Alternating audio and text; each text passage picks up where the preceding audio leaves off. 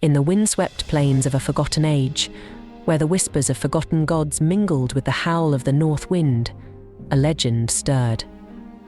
It was a tale etched not in gleaming marble or gilded scrolls, but in the weathered faces of warriors and the flickering flames of mead halls, the saga of Beowulf, a Geatish hero whose name would echo through the halls of eternity.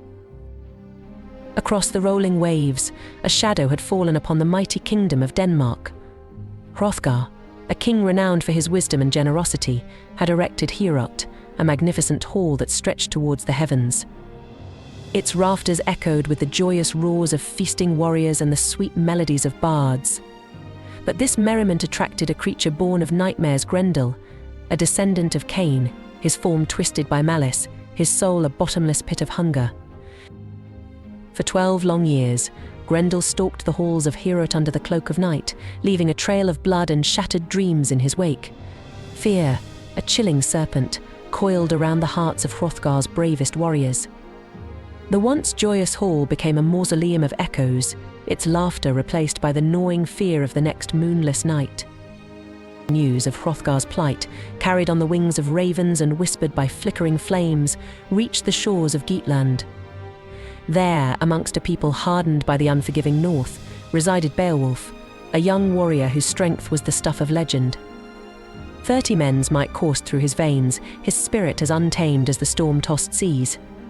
Beowulf, fueled by a warrior's honor and an insatiable thirst for glory, set sail for Denmark with a band of loyal companions.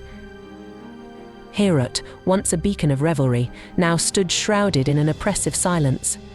The warriors there, their faces etched with despair, greeted Beowulf with a mixture of hope and disbelief. Could this young warrior, barely tested by the fires of battle, be the one to break the curse that had gripped their king and kingdom? As night fell, a heavy silence descended upon Heorot. Beowulf, armed only with unwavering courage and his own formidable strength, dismissed his men and faced the darkness head-on. The anticipation hung thick in the air, 1,000 unspoken prayers clinging to the rafters. Then, a sound. A guttural growl that echoed through the hall, shaking the very foundations. The massive oak doors splintered inwards, and Grendel, a hulking monstrosity reeking of carrion, lumbered into the hall. The ensuing battle was a whirlwind of teeth and claws. Walls groaned under the strain, tables shattered like toys caught in a storm. Beowulf, a lone warrior against the embodiment of nightmares, grappled with the beast.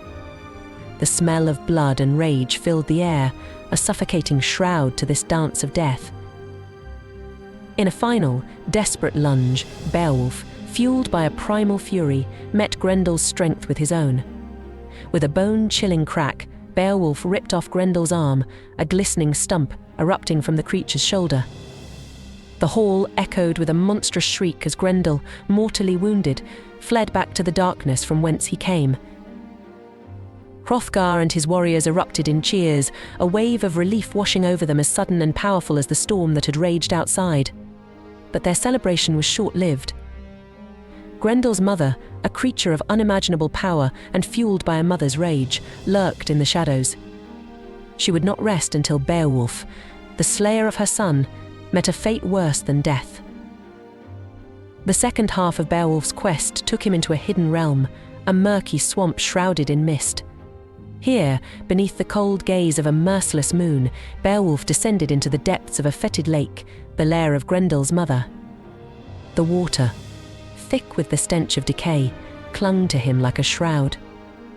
The only light came from the glow of an ancient blade, an ancestral weapon he had discovered in the creature's lair.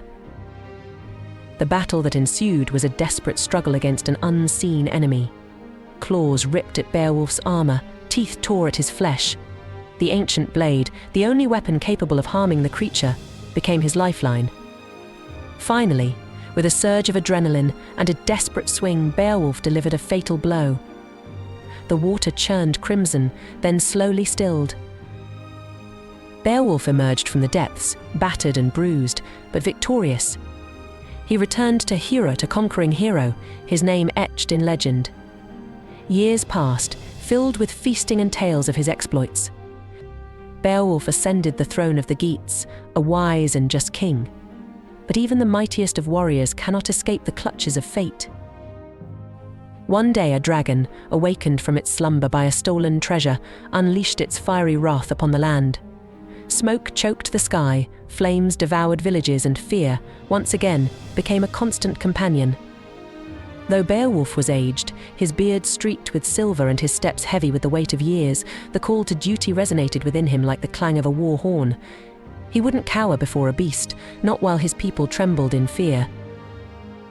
With a heart burdened by age and a spirit still burning bright, Beowulf gathered a small band of warriors, their faces etched with a mixture of loyalty and trepidation. The journey to the dragon's lair was fraught with peril. The land itself seemed to groan under the weight of the dragon's fury, the air thick with the stench of burning flesh. One by one, Beowulf's companions faltered, their courage overwhelmed by the sheer terror of the approaching battle. Beowulf, standing alone on a desolate hill overlooking the dragon's smouldering lair, felt the weight of his mortality. This wasn't the same youthful warrior who had faced Grendel with reckless abandon. Doubt gnawed at his resolve, whispering tales of an inevitable end. But then he remembered the stories of his youth, the tales of heroes who had faced insurmountable odds and emerged victorious. He wouldn't be remembered as a king who cowered in fear. With a roar that echoed through the valley, Beowulf charged.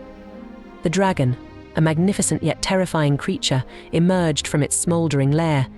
Its scales shimmered in the dying light of the sun, its eyes burning with an unholy fire.